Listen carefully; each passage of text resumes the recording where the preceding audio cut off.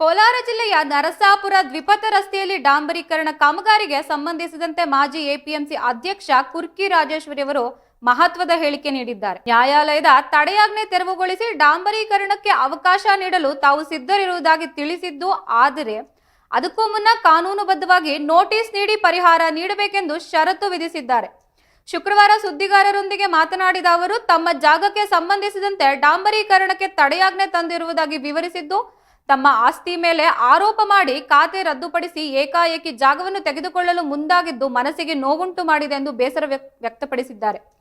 ಹೀಗಾಗಿ ತಮ್ಮ ಆಸ್ತಿ ಉಳಿಸಿಕೊಳ್ಳಲು ಈ ಕ್ರಮ ಕೈಗೊಂಡಿರುವುದಾಗಿ ಹೇಳಿದ್ದು, ರಸ್ತೆ ಕಾಮಗಾರಿ ವಿಳಂಬವಾಗಲು ಕೆಲವರು ಎಸಗಿದ ತಪ್ಪೇ ಕಾರಣ ಎಂದು ಆರೋಪಿಸಿದ ಅವರು, 5-6 ತಿಂಗಳಿಂದ ಕಾಮಗಾರಿ ಸ್ಥಗಿತಗೊಂಡು ಪರಿಣಾಮ ಸಾರ್ವಜನಿಕರಿಗೆ ತೊಂದರೆಯಾಗಿದೆ ಎಂದು ನಿರ್ಮಾಣದ ವಿರೋಧ ವ್ಯಕ್ತಪಡಿಸಿದ್ದಾರೆ. ಮತ್ತು ಜನರಿಗಾಗಿ ಜಾಗ ಬಿಟ್ಟುಕೊಡಲು ಸಿದ್ಧರಿದ್ದೇನೆ, ಆದರೆ ಕಾನೂನು ಪ್ರಕಾರ ಪರಿಹಾರ ಸಿಗಬೇಕೆಂದು ಒತ್ತಾಯಿಸಿದ್ದು, ಈ ಸಂಬಂಧ ಎಇಇ ಮಂಜುನಾಥ್ ಅವರೊಂದಿಗೆ ಚರ್ಚೆ ಕೂಡ ನಡೆಸಿದ್ದಾಗಿ ತಿಳಿಸಿದ್ದಾರೆ. ರಸ್ತೆಗೆ ಚರಂಡಿ ಮತ್ತು ಪಾದಾಚಾರಿ ಮಾರ್ಗವಿಲ್ಲ ಎಂದು ಅಸಮಾಧಾನ ವ್ಯಕ್ತಪಡಿಸಿದ್ದು, ಕೆಲವರಿಗೆ ಅಧಿಕಾರವನ್ನು ದುರುಪಯೋಗ ಪಡಿಸಿಕೊಳ್ಳುತ್ತಿದ್ದಾರೆ ಎಂದು ಆರೋಪಿಸಿದ್ದು, ಪ್ರಕರಣದ ನ್ಯಾಯಾಲಯದಲ್ಲಿರುವುದರಿಂದ ಕಾನೂನು ಪ್ರಕ್ರಿಯೆ ಮೂಲಕವೇ ಜಾಗವನ್ನು ಬಿಟ್ಟುಕೊಡಬೇಕು ಮತ್ತು ಖಾತೆ ತಮ್ಮ ಹೆಸರಿಗೆ ಮರುಸ್ಥಾಪನೆಯಾಗಬೇಕೆಂದು ಹೇಳಿದ್ದಾರೆ. ಈ ಸಂದರ್ಭದಲ್ಲಿ ಗ್ರಾಮಸ್ಥರು ರಾಜೇಶ್ವರಿ ಅವರೊಂದಿಗೆ ಇದ್ದು, ಗ್ರಾಮ ಪಂಚಾಯಿತಿ ಸದಸ್ಯ ಕೆಇಬಿ ಚಂದ್ರು ಮಾತನಾಡಿ, ನಮ್ಮ ಹೋರಾಟದ ಫಲವಾಗಿ ಧೂಳಿನಿಂದ ಮುಕ್ತಿ ದೊರೆತಿದೆ. ಜಿಲ್ಲಾಧಿಕಾರಿಗಳು ಮತ್ತು ಪಿಡಬ್ಲ್ಯೂಡಿ ಅಧಿಕಾರಿಗಳಿಗೆ ಧನ್ಯವಾದಗಳು. ತಕರಾರು ಇರುವ ರಸ್ತೆ ವಿಚಾರವಾಗಿ ರಾಜೇಶ್ವರಿ ಅವರೊಂದಿಗೆ ಚರ್ಚಿಸಿ ಸಹಕಾರ ಕೋರಲಾಗಿದೆ ಎಂದಿದ್ದಾರೆ. ನರಸಾಪುರ ಗ್ರಾಮದ ಮುಖಂಡರಾದ N K Nagaraj, B Srinivas, Gopi, Krishnappa, Rajendra, Shekhar, T Babu, Satish, Venkataswamy, Chinnaiah, Kurki Srikanth ಸೇರಿದಂತೆ ಇತರರು ಉಪಸ್ಥಿತರಿದ್ದರು.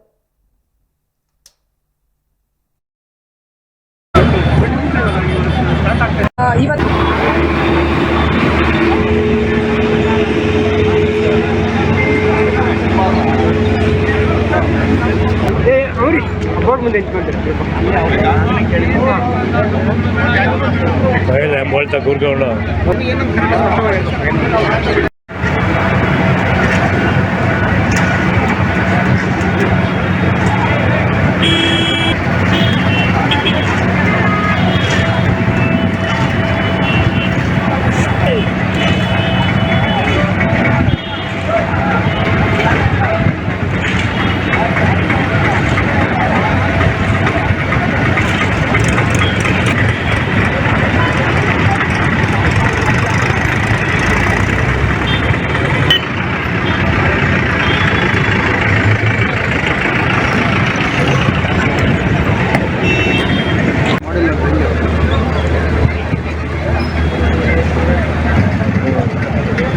ಬಿತ್ತಲ್ಲ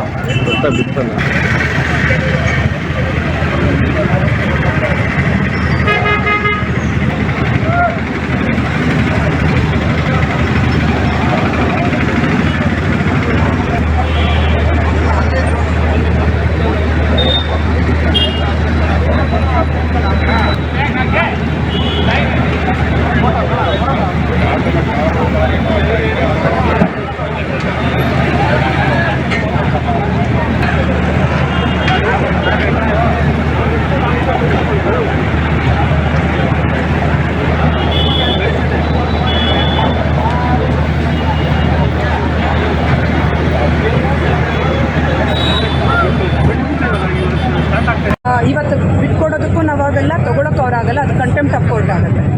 ಮತ್ತು ಖಾತೆ ರೀಸ್ಟೋರ್ ಆಗಿದೆ, ಅದನ್ನು ಬಿಟ್ಕೊಡೋಕ್ಕೆ ತೊಗೊಳಕ್ಕೆ ನಿರ್ಧರಿಸೋದಕ್ಕೆ ನಾವು ಓನರ್ ಆಗಿ ಕೂಡ ನಮಗಾಗೋದಿಲ್ಲ. ಅದು ಆ ಸೊತ್ತು ನಮ್ಮ ಹೆಸರಿಗೆ ಬಂದಮೇಲೆ ಸರ್ಕಾರ ಕೂಡ ಕಾನೂನು ರೀತಿಯಲ್ಲಿ ನೋಟಿಸ್ ಕೊಟ್ಟು ತೊಗೊಬೇಕು. ಖಾತೆ ರದ್ದು ಮಾಡಿ ನಮ್ಗೆ ಅಧಿಕಾರ ಇದೆ ಅಂತ ಜಲ್ಲಿ ಹಾಕ್ಕೊಂಡ್ರೆ ಅದು ಅಕ್ರಮ ಆಗುತ್ತೆ.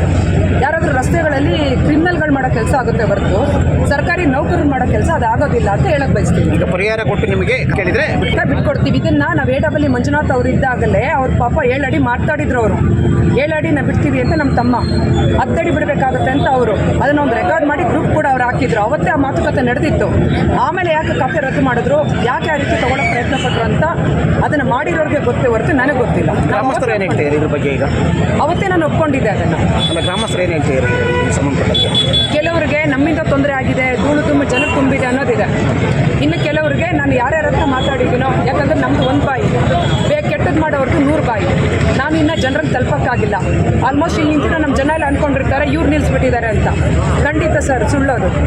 ಅವರು ಉತ್ತರದಲ್ಲಿ ಆರಾಮಾಗಿ 85 ಅಡಿ ಜಾಗ ಇದ್ದು ಅಲ್ಲಿ ಮಾಡ್ಕೊಳ್ದೆ ಸರ್ಕಾರಿ ಜಾಗ ಇದ್ದು ಕೂಡ ಈ ಜಾಗಕ್ಕೆ ಬಂದು ಪ್ಲಾನ್ ಪ್ರಕಾರ ಹೋಗದೆ ಮಾಡಿರೋದೆಲ್ಲ ಸಮಸ್ಯೆ ಎಲ್ಲ ತಂದಿಟ್ಟಿರೋದು PWD ಇಲಾಖೆಯವರು. ಅವರಿಂದಾಗಿ ಇಲ್ಲಿ ನಿಂತಿದೆ ಹೊರತು ಕೆಲಸ ನನ್ನಿಂದ ಅಲ್ಲ. ಇಷ್ಟು ಕಷ್ಟ ಇರೋದು ಜನ ಅನುಭವಿಸಿದ್ರೆ ಅದು PWD ಇಲಾಖೆಯಿಂದ ಅಂತ ನಾನು ಹೇಳಕ್ ಬಯಸ್ತೀನಿ ಸರ್.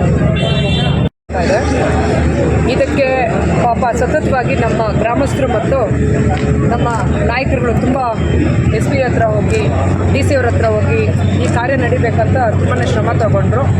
ಆ ರೀತಿ ಒಂದು ಹೋರಾಟನ ನಮ್ಮ ಜನ ಮಾಡಬೇಕಾದ ಪರಿಸ್ಥಿತಿ ಯಾಕೆ ಬಂತು ಅಂತ ಹೇಳಿದ್ರೆ ಒಂದು 5-6 ತಿಂಗಳಿಂದ ರಸ್ತೆ ಕಾರ್ಯ ನಿಂತಿತ್ತು.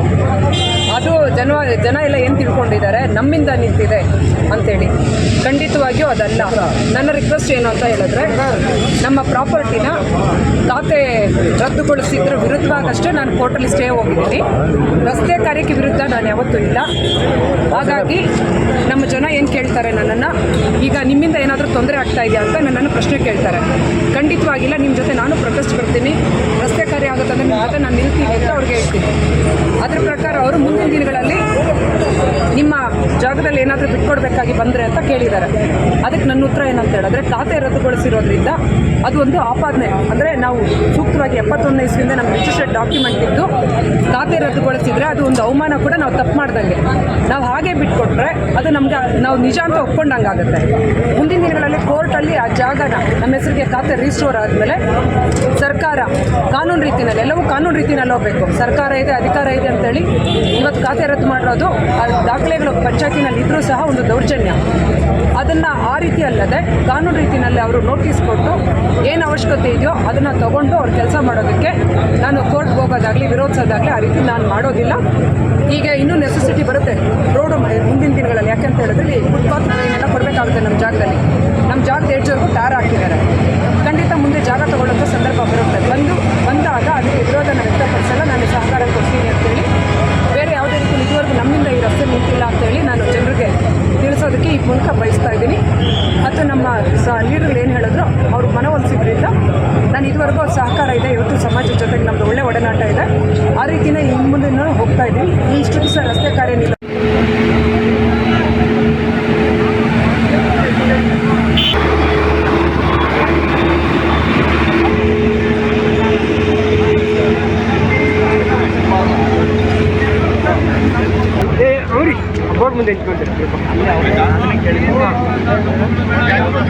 पहले बोलता गुरगौंड